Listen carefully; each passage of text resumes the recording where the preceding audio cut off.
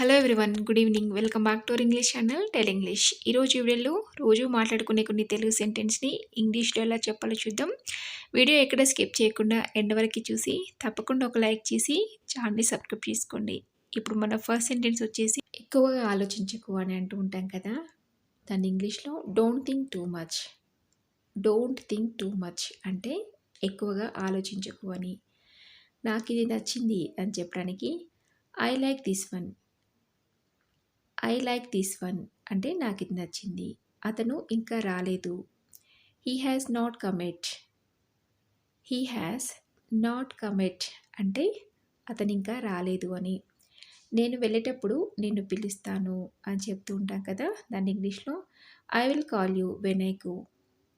I will call you when I go. నేనేం బట్టలేసుకోవాలి, ఏం dress ఏసుకోవాలి అని అంటుంటాం కదా! దాన్ని ఇంగ్లీష్‌లో వాట్ షుడ్ ఐ వేర్.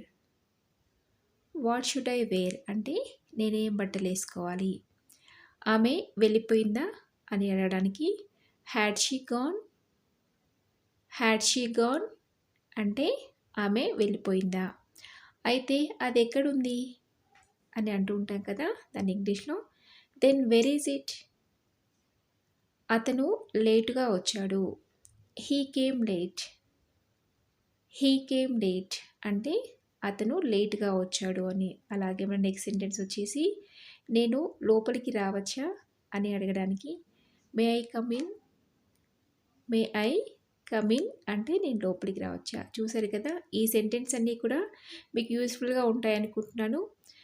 ఈ వీడియో మీకు నచ్చితే తప్పకుండా ఒక లైక్ చేసి మీ ఫ్రెండ్స్‌కి షేర్ చేయండి. అలాగే ఇలాంటి మరెన్నో యూజ్‌ఫుల్ వీడియోస్ కోసం వెంటనే ఛానల్ సబ్స్క్రైబ్ చేసుకొని పక్కనే ఉన్న బెల్ ఐకాన్ని క్లిక్ చేయండి. నెక్స్ట్ వీడియోలో మళ్ళీ మీ ముందు ఉంటాను. Thanks for watching.